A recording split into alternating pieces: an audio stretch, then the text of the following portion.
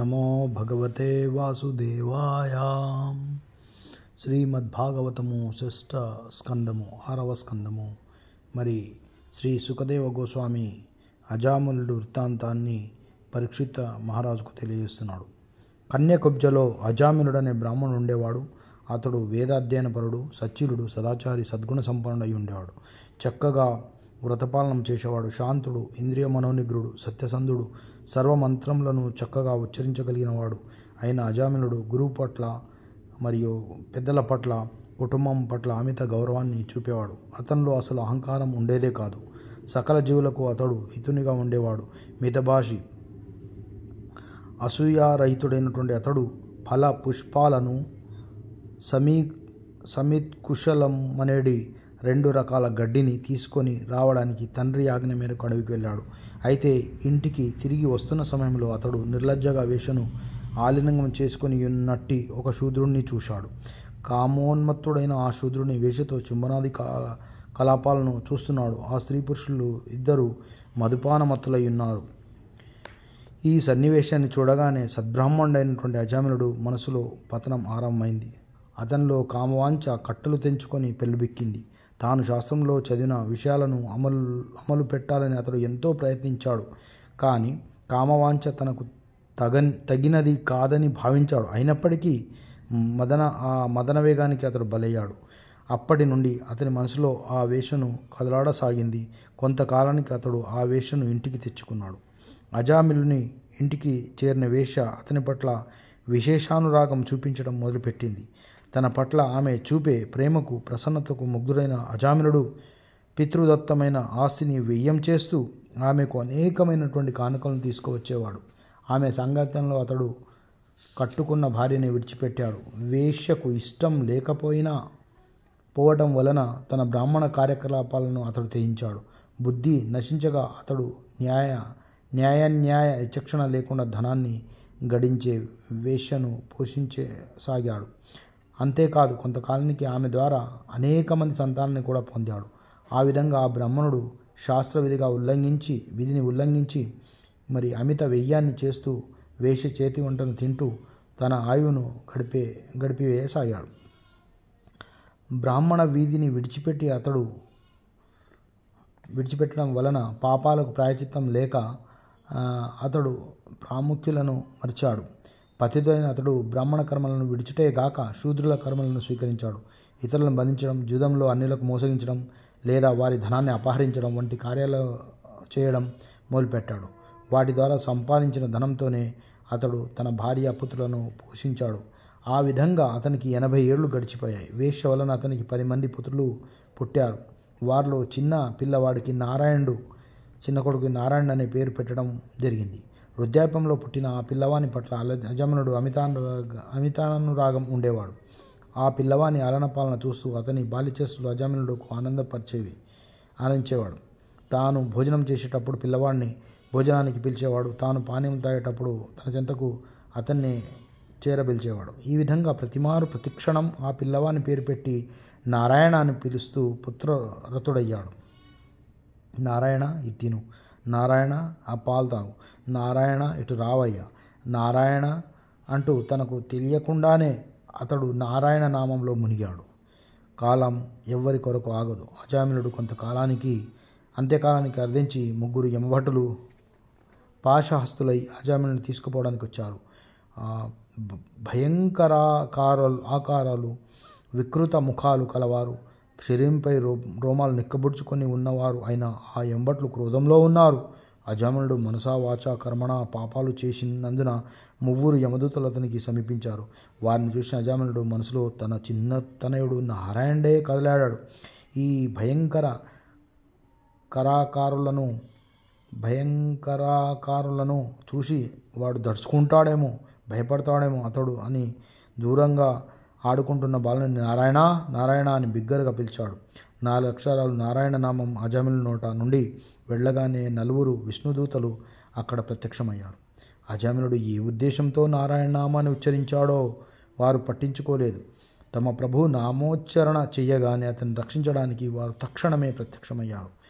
వేషపతి అయినటువంటి అజామిల్ని హృదయకుహరం నుండి ఆత్మను లాగేసుకునేందుకు యమదూతులు యత్నింపగా ఆగండి ఆగండి అని గంభీర స్వరం వారికి వినిపించింది.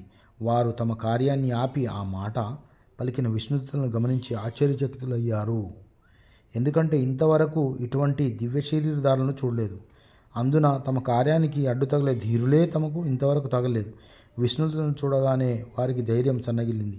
వారిని చూస్తేనే అందరికీ భయం. అటువంటి పరిస్థితిలో తమను చూసి భయపడకపోవడమే కాకుండా తమ కార్యాన్ని కూడా ఆపమని గద్దించేసరికి వారికి ధైర్యం సడలింది. అయినా కూడా ధైర్యాన్ని కూడగట్టుకొని యమరాజు శాసనాన్ని ధిక్కరించి మీరెవరి సేవకులు, ఎక్కడి నుంచి వచ్చారు, ఈ అజామిలుని దేహాన్ని తాకుండా మమ్మెందుకు నిరోధిస్తున్నారు, మీరు దేవతలా, ఉపదేవతలా, లేక సిద్ధపురుషులా అని ప్రశ్నించారు. యమ భటులు అమాయక పలుకులకు విష్ణుదూతలకు నవ్వు వచ్చింది. నవ్వుతూనే వారు మేఘ గంభీర స్వరంతో, నిజంగా మీరు యమధర్మ రాజు భటులే అయితే ధర్మశాస్త్రాన్ని, అధర్మ లక్షణాలను మాకు కాస్త వివరించండయ్యా. దండన విధానం ఎటువంటిది, నిజంగా ఎవరు దండనార్హులు, కర్మిష్ఠులందరూ కూడా దండనార్హులేనా, లేదా వారిలో కొందరైనా దండనార్హులా అని ప్రశ్నలను గుప్పించారు. విష్ణుభట్లు ప్రశ్నలను విస్మితులైనటువంటి యమభట్లు కొద్దిగా తేరుకొనేలా ఇలా అన్నారు. వేద నిర్దేశితమైనటువంటి ధర్మము, దానికి విపరీతమైనది అధర్మం. వేదములు సాక్షాత్తుగా దేవదేవుడు నారాయణుడే, అవి స్వయంగా ఉద్భవించాయి. ఈ విషయాలను మేము మా ప్రభు ద్వారా, యమధర్మరాజు ద్వారా మేము విన్నాం. నారాయణుడే సమస్త జగత్తు కారణుడు. సూర్యుడు, చంద్రుడు, ఆకాశం, వాయువు, దేవతలు, సంధ్యాకాలం, పగలు, రాత్రి, దిక్కులు, జలము, పృథ్వీ, స్వయంగా పరమాత్ముడు అన్నవి జీవుల కర్మలకు సాక్షులు. ఈ సాక్షులచే ధర్మవిరుద్ధంగా పాలనము నిర్ధారించబడినప్పుడు జీవుడు దండనారుడవుతాడు. సర్వశక్తివంతుడైనటువంటి యమధర్మరాజు బ్రహ్మతో సమానుడు. అతడి పురమున నిలిచి ఉండి జీవుని కర్మలను తెలుసుకుంటాడు. ఆ విధంగా తమకు తెలిసిన ధర్మాన్ని తెలియజేసిన యమభటుడు అజామిలుని తాను చేసిన పాపానికి ప్రాయచిత్తం చేసుకోలేదని, అందువలన అతనికి దండనార్థం యమపురికి తీసుకుపోతున్నామని వారు అన్నారు. ఆ దండన అతడు పాపరహితుడవుతాడని వారు చెప్పారు. యమదూతల మాటలను విన్నటువంటి విష్ణుదూతలు ఇలా అన్నారు. ఎంత కష్టము, ధర్మము నెరగవలసిన సభలోనే అధర్మము ప్రవేశించున్నది కదా. ధర్మాధికారులే ఇప్పుడు ఒక పాపరహితుని శిక్షిస్తున్నారు. యమదూతలారా, ఈ అజామిలుడు తన పాపాలను ఇదివరకే ప్రాయచిత్తం చేసుకున్నాడు. నిస్సాయ స్థితిలో నారాయణ నామాన్ని ఉచ్చరిస్తే ఒక జన్మ పాపాలనే కాదు, కోటి జన్మల పాపాలను కూడా ప్రాయచిత్తం కలుగుతుంది. అభాసంగాలైనటువంటి ఇతడు అపరాధరహితంగా నామోచ్చరణ చేసి పాపవిముక్తుడయ్యాడు. వస్సా, నారాయణ ఇటు రావయ్యా అని ఆ అజామిలుడు పదే పదే నారాయణ నామాన్ని పలికేవాడు. 4 అక్షరాల నారాయణ నామంలో అతని సర్వపాపాలు నశించాయి. సువర్ణాది విలువైనటువంటి ద్రవ్యాలను హరించే వానికి, తాగుబోతులకు, బంధమిత్ర ద్రోహికి, బ్రాహ్మణంతకునికి, గురుపత్నికి లేదా ఉన్నతుని భార్యకు సంగమించడానికి విష్ణు నామోచ్చరణ పరమశ్రేష్టమైన ప్రాయశ్చిత్తం. శ్రీహంతకునికి, రాజును లేదా తండ్రిని చంపిన వానికి, గోహత్య చేసిన వానికి, ఇతర పాపాలకు కూడా ఇదే సర్వోన్నతమైనటువంటి విధానం. భగవన్నామాన్ని పరోక్షంగా కానీ, పరిహాసానికి కానీ, సంగీత ప్రయోజనానికి కానీ, చివరకు శ్రద్ధారహితంగా కానీ చేసినప్పటికీ అది అనంతమైనటువంటి పాపరాశిని తొలగిస్తుంది. కాలు జారినప్పుడు, ఇంటి పైకప్పు నుండి క్రింద పడినప్పుడు, పాముకు గురైనప్పుడు, జ్వరపీడితమైనప్పుడు, ఆయుధాలచే గాయపడిన మనిషి హరినామాన్ని ఉచ్చరించి నరకయాత నుండి బయటపడతాడు. ఎండుగడ్డి రాశిని అగ్ని భస్మీపటలం చేసే విధంగా తెలిసి చేసినా తెలియక చేసిన హరినామ సంకీర్తం మనిషి యొక్క సమస్త పాపాలను భస్మం చేస్తుంది. ఔషధ ప్రభావం తెలిసి తాగినా తెలియక త్రాగినా అది రోగాన్ని తగ్గిస్తుంది కదా. ఆ విధంగా విష్ణుదూతలు తర్కంతో భాగవత్ ధర్మాన్ని నిరూపణ చేసి అజామిలుని యమదూతలను బారి నుండి కాపాడారు. హతాశులైనటువంటి యమదూతలు విష్ణుదూతలను ఎదుర్కొనే శక్తి లేక వెనుదిరిగిపోయి తమ ప్రభువుకు అంతా విన్నవించుకున్నారు. తమ కార్యంలో మొట్టమొదటి విఘ్నం కలిగినప్పటికీ వారు నిరుత్సాహపడ్డారు. ఆ విధంగా విష్ణుదూతలు ఆగమనంతో అజామిలుడు ఆత్మకు వేయబడిన యమపాశ ఉచ్చు వీడిపోయింది. అతడు తిరిగి బ్రతికాడు. యమపాశము తొలగగానే యమభటులు వెళ్ళిపోగానే అతని హృదయంలోని భయం పూర్తిగా నశించింది. చేతనం తిరిగి వచ్చినవాడై అతడు శిరము వంచి విష్ణుదూతల పాదపద్మాలకు నమస్కరించాడు. యమదూతల బారి నుండి కరుణతో తనను రక్షించిన విష్ణుదూతల సన్నిధిలో అతనికి పరమానందం కలిగింది. కృతజ్ఞతతో అతడు వారితో ఏదో అనబోయాడు. అది గమనించిన విష్ణుదూతలు తత్క్షణమే అంతర్హితులయ్యారు.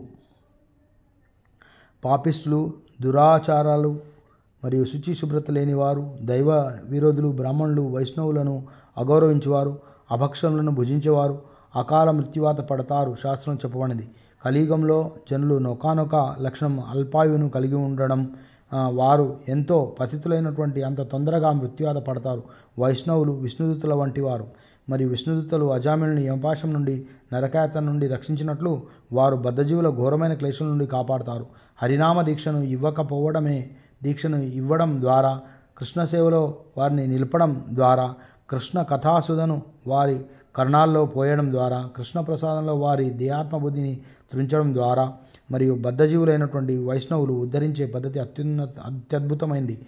విష్ణుదూతల ద్వారా రక్షించబడే అజామిళుడు తర్వాత ఏ విధంగా భగవద్ధామానికి చేరాడో రాబోయే కథలో వివరించుకుందాం. హరే కృష్ణ, హరి బోల్.